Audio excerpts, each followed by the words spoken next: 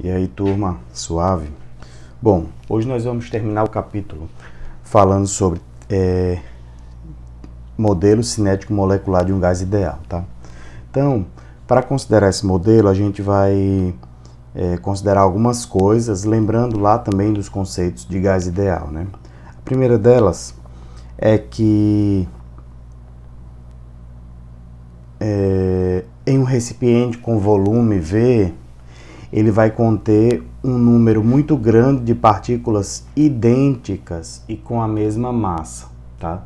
Então, a princípio, se você tiver uma heterogeneidade muito grande dos gases que compõem esse gás, né? Das moléculas, do tipo de molécula que compõe esse gás, a princípio, as teorias dos modelos, elas passam a não ser válidas porque você tem uma heterogeneidade muito grande das características físicas. Uma outra coisa que a gente precisa considerar é que as moléculas se comportam com partículas multiformes. O que é isso? Elas são muito pequenas em relação ao recipiente, então você desconsidera o volume delas, certo? Elas possuem movimento constante e ocasionalmente podem colidir com as paredes, certo? Essa colisão é perfeitamente elástica, ou seja, não há perda energética quando as moléculas colidem com a parede do recipiente. E além disso, essas paredes são rígidas e possuem massa infinita, ela não se move. Eventualmente, num gás real, você pode ter uma colisão de uma molécula, de uma partícula tão violenta com a parede do recipiente que você pode imprimir pequenas deformações nessa parede, tá? No gás ideal, a gente desconsidera essas deformações.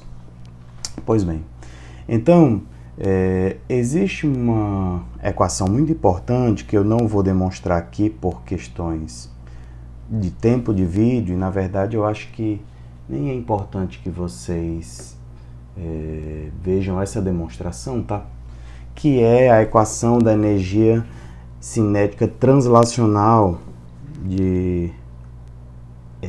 da média das moléculas de um gás ideal, certo? Então, vou escrever aqui para vocês. A energia cinética translacional, ela vale 3/2 de nRT. Então, por favor, deem uma olhada lá, mais ou menos, na demonstração, está na página 227 do livro, certo? Mas essa energia cinética aqui, ela é uma equação importantíssima para a gente falar sobre o calor específico ao volume constante, tá? Certo? Então, isso daqui é a energia cinética translacional média. Pois bem, então, essa equação ela é muito importante para a gente falar sobre calor específico de um gás. Vocês lembram? Deixa eu colocar outra cor aqui. Vocês lembram que o calor, que é energia em trânsito entre dois corpos, vale mc ΔT, onde C é o calor específico de um determinado material, certo? Então, a gente vai fazer uma análise, a princípio, se você fizer uma análise com volume constante, e por que você faz isso? Se você quiser fazer uma análise energética de um gás, se você variar o volume, você está variando o quê? Você está fazendo com que o gás realize trabalho ou que seja realizado trabalho sobre o gás. Então, você perde a noção de quanto de calor que entrou e saiu, porque parte desse calor que entrou e saiu e que foi transformado em energia cinética das moléculas, ela passa a virar trabalho, tá? A gente vai falar muito sobre isso no próximo capítulo, quando a gente falar de máquinas térmicas, que serão os últimos capítulos dessa nossa jornada pela Física 2, tá? Pois bem, então, dessa equação aqui, a gente sabe que Q é igual a mc ΔT, ou a gente pode reescrever essa equação a partir dessa nova abordagem de volume constante, certo? Então, a gente pode escrever essa equação como sendo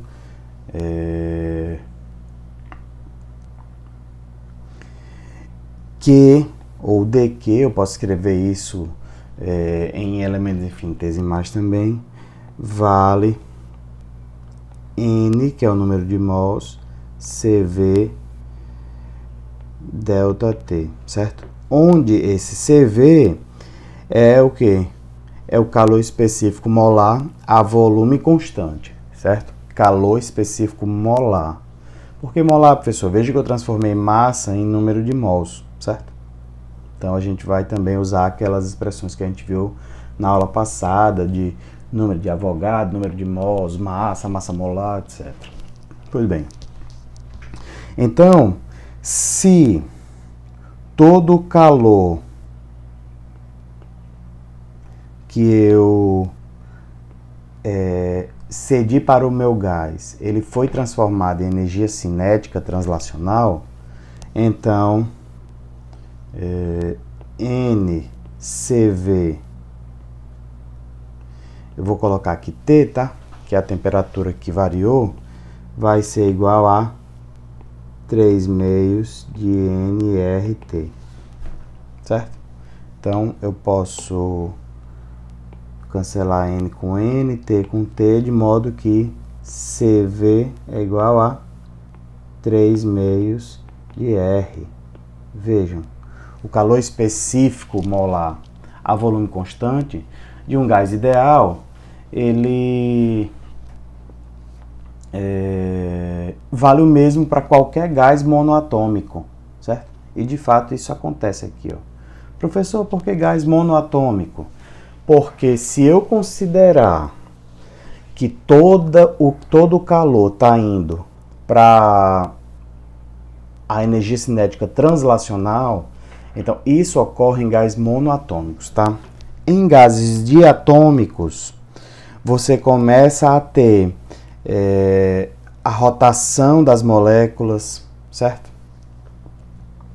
Você começa a ter rotação das moléculas, você começa a ter vibração dentro das próprias moléculas, você começa a ter outros fatores físicos que vão influenciar o meu calor específico molar, volume constante, tá? Então, em um gás diatômico, você aumenta os graus de liberdade desse sistema e, com isso, em um gás diatômico, o calor específico molar, volume constante é 5/2 de R, tá? Então, também é importante vocês terem isso em mente. Já em um gás poliatômico, aí a gente não tem mais como prever, tá? Porque dependem de outros fatores. Então, você vê que os valores variam, tá? Em gases diatômicos, variam significativamente.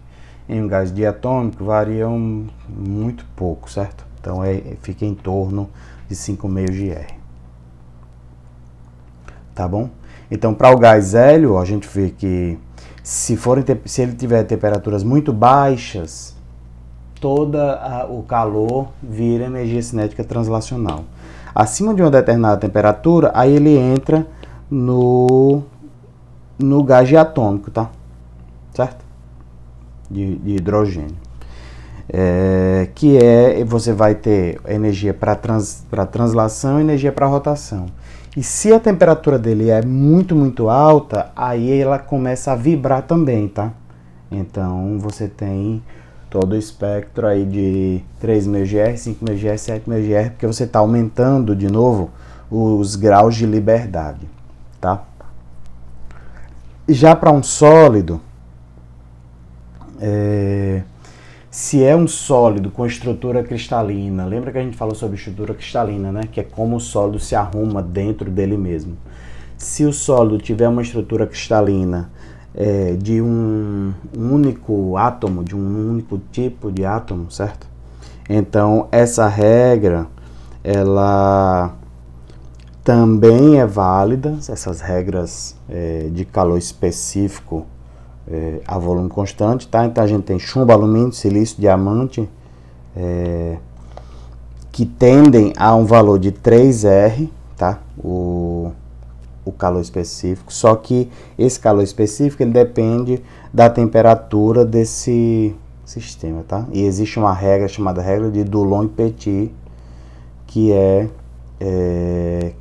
o que mostra que o valor do calor específico molar a volume constante é 3R em sólido, certo? Então, em todos eles, quando a temperatura é alta, o valor deles tende a 3R, tá?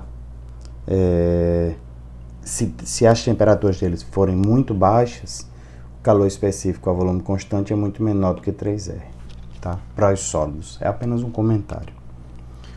Pois bem, para fechar, a gente já falou sobre isso um pouco, tá? Então, na verdade, aqui é mais um fechamento da disciplina e a gente vai falar sobre as fases da matéria, as transições de fase. A gente já falou sobre as fases da matéria, que são os estados físicos, né? Sólido, líquido e gasoso. E a gente vai falar sobre um diagrama muito importante, tá? Ora, quais são as três grandes variáveis de estado de um gás ou de um corpo qualquer? São a pressão, certo? O volume e a temperatura. Se eu fizer um gráfico tridimensional da pressão, do volume e da temperatura do corpo, você vai ter diagramas extremamente complexos, certo? Eles são bem complexos. E a gente pode, para simplificar esse estudo, a gente pode pensar em algumas coisas, certo? A primeira delas vocês estão vendo que isso é bem complexo, certo? Novamente, sendo repetitivo. Mas, se eu tiver um gás ideal, veja que esses gráficos, eles são a previsão para um gás ideal, ela é mais tranquilo. Lembra daquelas isotermas que a gente falou, né? Então, isoterma é o gráfico de pressão versus volume. Cada uma linha dessa é uma isoterma. Então, se for um gás ideal, essas isotermas são bonitinhas. Se não for um gás ideal, então essas isotermas elas têm um comportamento menos previsível. Vocês lembram disso das aulas passadas. Agora, o que eu quero mostrar se eu pegar esse corte aqui, ó, pressão versus temperatura, vejam que eu tenho o seguinte gráfico, tá? Se eu pegar pressão versus temperatura a volume constante, né, que é um corte desse, então eu vou ter o meu diagrama de fases. Isso daqui, esse gráfico, é o que a gente chama de diagrama de fase.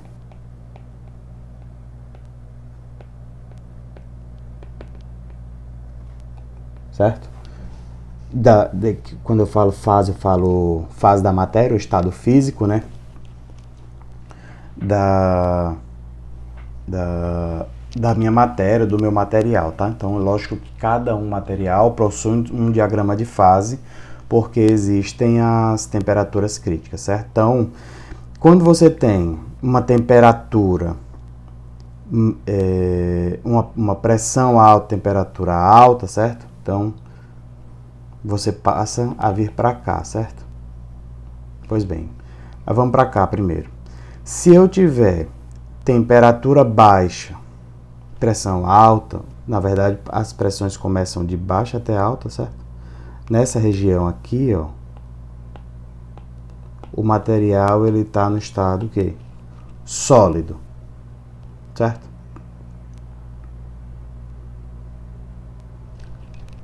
Certo? Se eu tiver temperatura muito alta e pressão muito alta, ele vai estar o que? No estado líquido, certo? E deixa eu só colocar de outra cor aqui.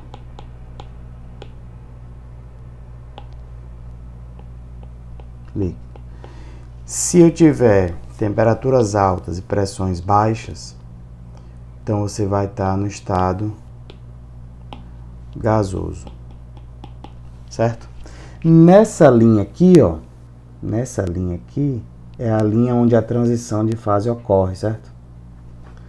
Então essa é a linha de sublimação, ou seja, é quando o sólido vira vapor. A linha de fusão ou a curva de fusão é quando o sólido vira líquido e vice-versa. E a curva de vaporização é quando o líquido vira vapor ou vice-versa, certo? Então, existe uma coisa bem importante chamada de ponto triplo. Nesse ponto triplo, o sólido, os três estados físicos da matéria, sólido, líquido e gasoso, coexistem, tá? Eles são sólido, líquido e gasoso ao mesmo tempo, tá bom? Então eles estão nessa transição entre sólido, líquido e gasoso, e eles passam entre si a todo momento, tá bom? Então o conceito de ponto triplo é bem importante.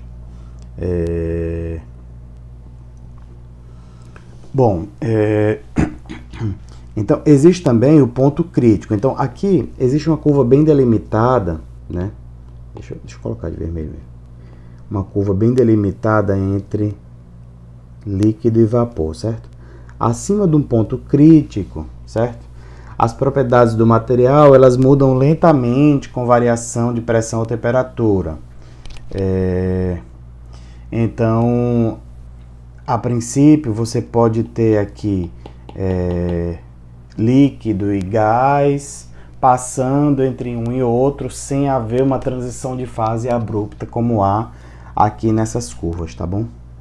Então esse diagrama aqui ele é bem importante, analisem ele com calma, tá? Porque pode ser ponto de prova, inclusive. E assim a gente conclui esse capítulo. Na próxima aula a gente já vai entrar na parte de máquinas térmicas, que é uma das partes mais importantes e que tem mais relação com o nosso cotidiano também, tá? E com as transformações que o mundo sofreram no último século, pelo menos. Os últimos 2 séculos. Então, é isso por hoje. Obrigado pela atenção de todos e até a próxima.